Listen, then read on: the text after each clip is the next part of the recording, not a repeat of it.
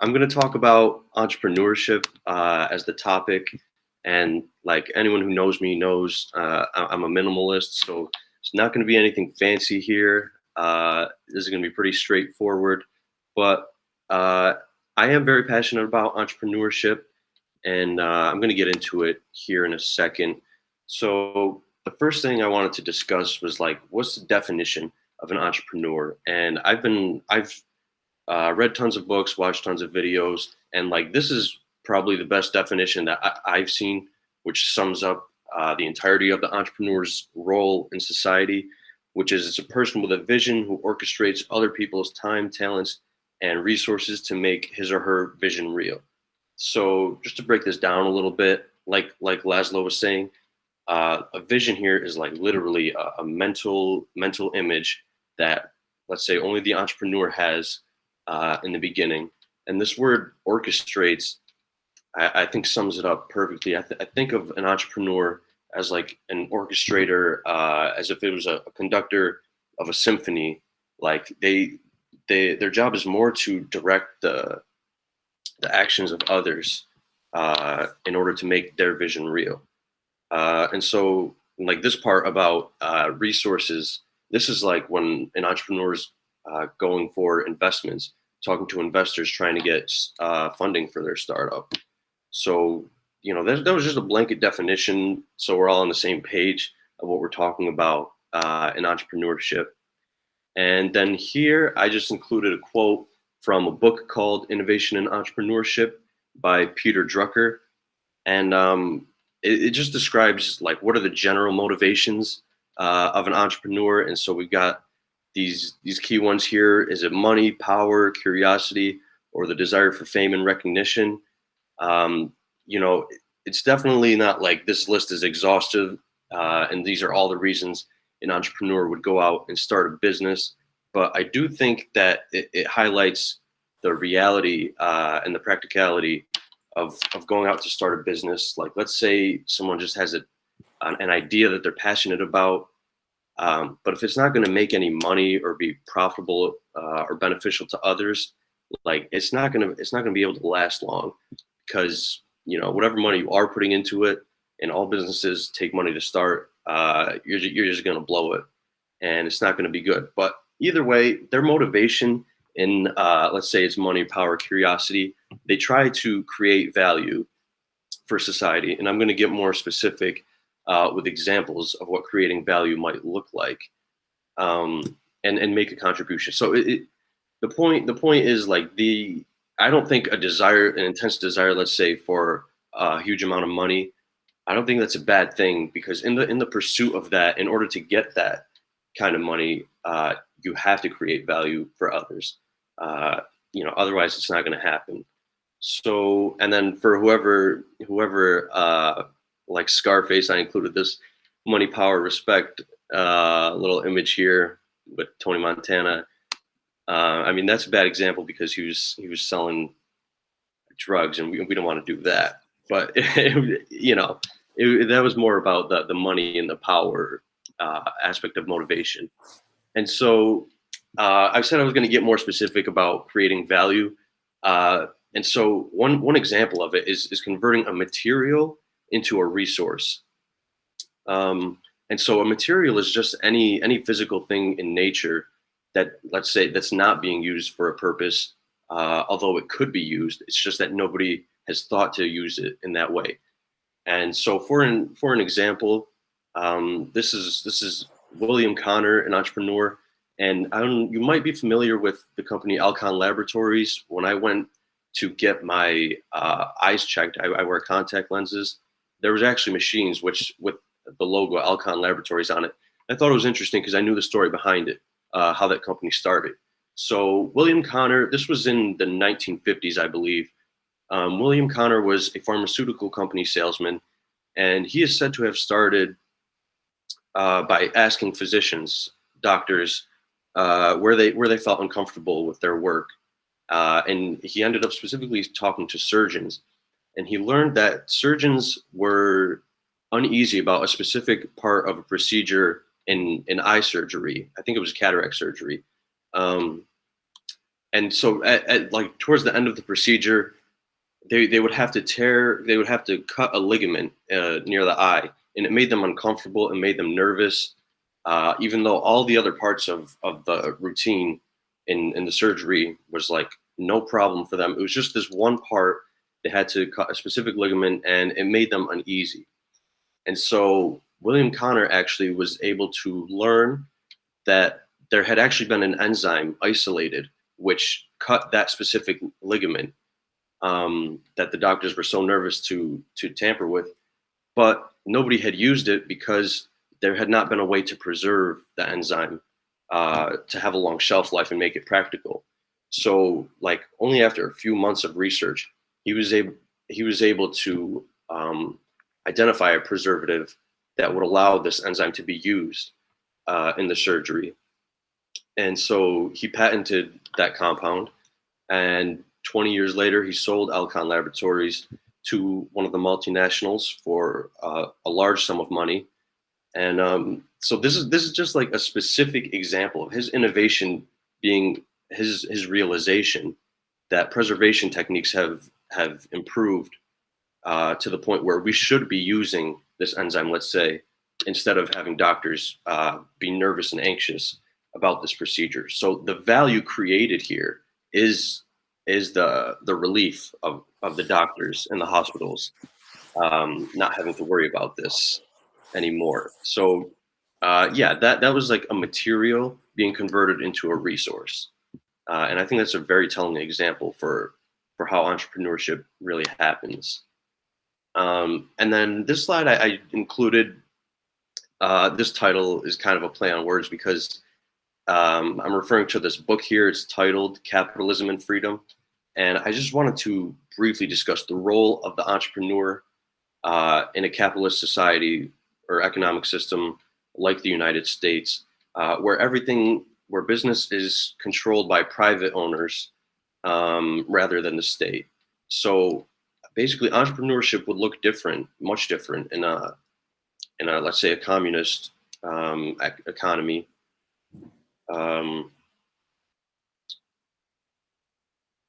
Yeah. Okay. That's pretty much all I wanted to say about that. Oh, actually, I want to say another thing. Like people can debate what's the best economic system for a country to use, but like I would argue that history has shown us that capitalism and America's power and success in the world through this economic system. I would say that people who kind of bash capitalism or think like it just creates too big of wealth gaps between people, I would encourage you to read this book, Capitalism and Freedom. It describes how that's not really the case. That doesn't have to be the case in a capitalist society. So, yeah, so that's all I had for capitalism and freedom and entrepreneurship. But I wanted to also discuss like examples of entrepreneurs. And like these are the more famous examples. By the way, this Techno King of Tesla, I just included today because I learned that Elon Musk has officially changed his title to Techno King of Tesla, which I thought was pretty funny. So I'm sure you recognize these three. This is Andrew Carnegie in the middle. And so like these are good examples of super successful entrepreneurs. But like I want people to understand and realize that like these types of stories and success stories are kind of more the exception than the rule in entrepreneurship. And what I mean by that is taking these two examples of entrepreneurs, you probably don't even recognize who these people are, but they're nonetheless quite successful entrepreneurs. This on the left is Andy Frisella. He owns the company. You might be familiar with his company. It's called First Form. They make like supplements and gym wear and stuff like that. And on the left, this is Ed Milet. He was involved in World Financial Group, which is one of the top financial services distribution companies like in the world. And so these are still like really successful entrepreneurs. Andy Frisella talks about on his podcast, he's been offered multiple 9-figure offers for his company. So it's not like even though these aren't like super ultra successful entrepreneurs like the Elon Musks and the Steve Jobs, like these types of people are actually much more common throughout the world and specifically in America. So like when people see mega successful entrepreneurs, I hope people aren't discouraged by like, well, how could I ever do that? Like it doesn't have to be that big, that revolutionary stuff, you know. Like Andy Frisella sells supplements and gym stuff, and Ed Milet sells like financial services. So it doesn't. The point is, the product doesn't have to change the world, uh, and like you can make things work with the opportunities we have in America. Like I think anyone could make it work. If they really wanted to. Okay, and now I wanted to talk a little bit about like different facets of entrepreneurship and my experiences. So like entrepreneurship isn't always you know, those groundbreaking innovations. Sometimes it's just hustle and being passionate about business. So the story I wanted to tell was when I worked briefly for a third-party marketing company, and I worked in, it was a sales job. And so what we had to do, we would have to go into BJ's and approach the members of BJ's. And you know, we were wearing like business professional suit, everything, and we would have to pitch them AT&T phone service plans. They would offer us like exclusive discounts, and we would have to sell them, and we would make money through the commission on those sales. And so that, as you can imagine, like most people who walk into BJ's are kind of probably there for like eggs and milk, and then they're going to go home. It wasn't an easy experience going up to people and like trying to convince them that they had to switch their cell phone plan, let's say from Verizon to AT&T. We actually got more commission if we could bring someone over from a different company, like AT&T selling to already AT&T consumers was not as much rewarded.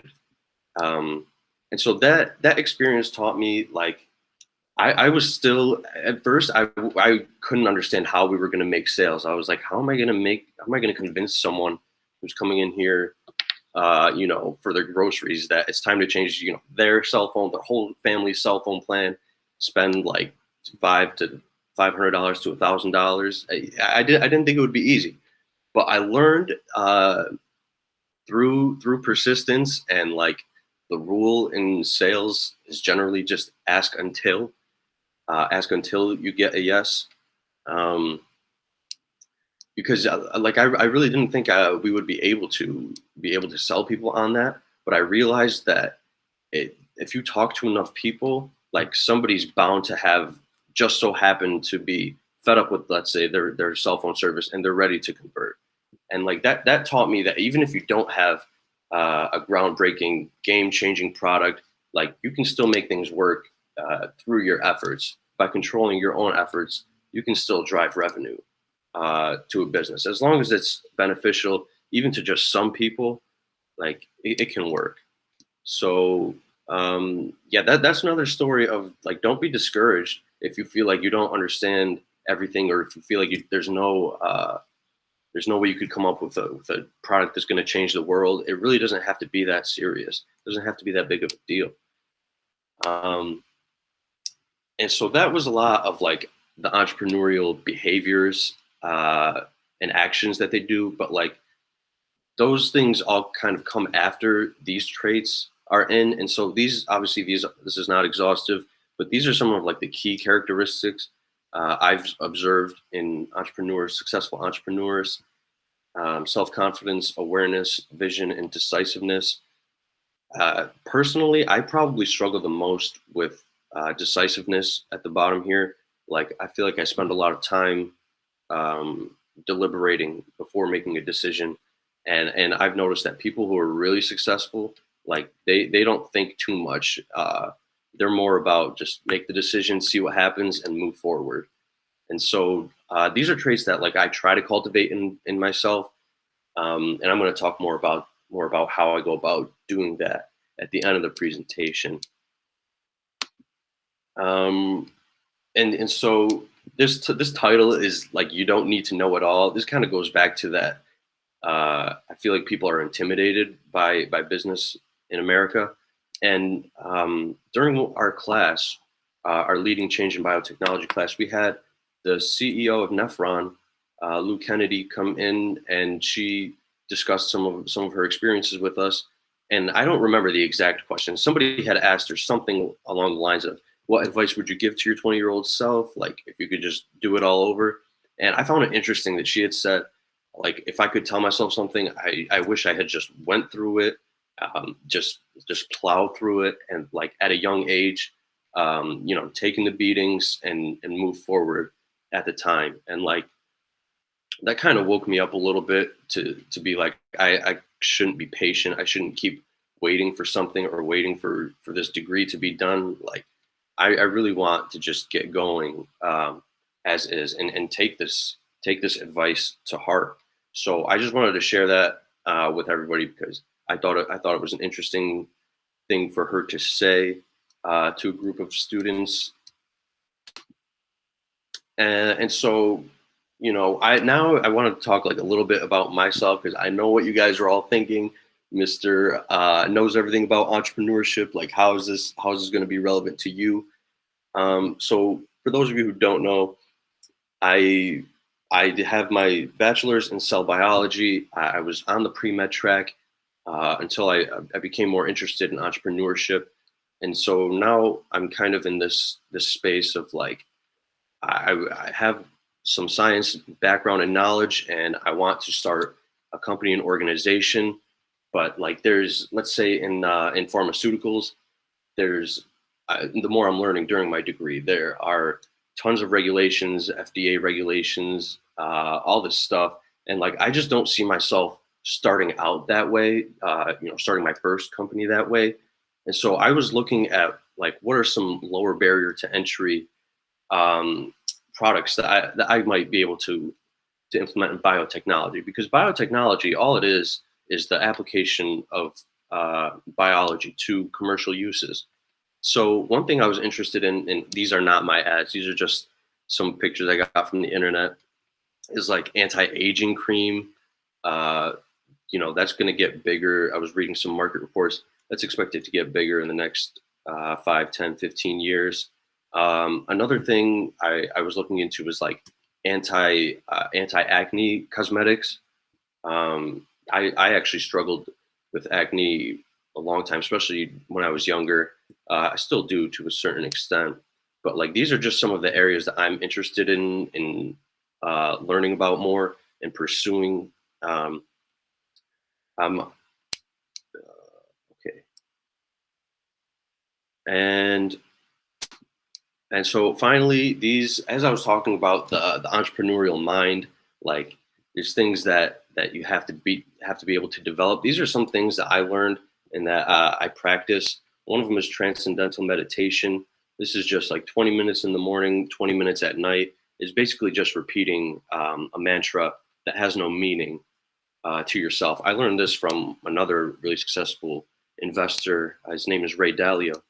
And then this hour of power is something I've learned from Tony Robbins, who you may have heard of. He's like a pretty big self-help, motivational talk kind of entrepreneur, and he describes this in one of his podcasts, which is just like waking up in the morning, and then the first thing you do is you just get your shoes on and start walking, and you can do different things like you think about all the things you're grateful for, and you think about what you want to happen that day, that week, that month, and like you do it in a specific sequence.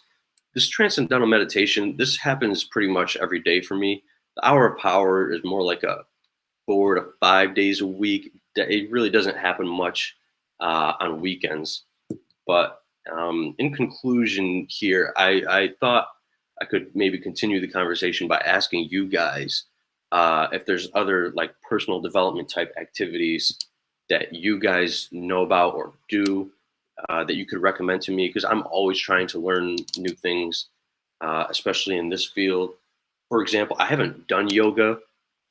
Um, but I've heard like that's another good one. I don't know any others. So that's all I had. Like I said, if you guys have any recommendations for me, we can keep the conversation going, or just other questions.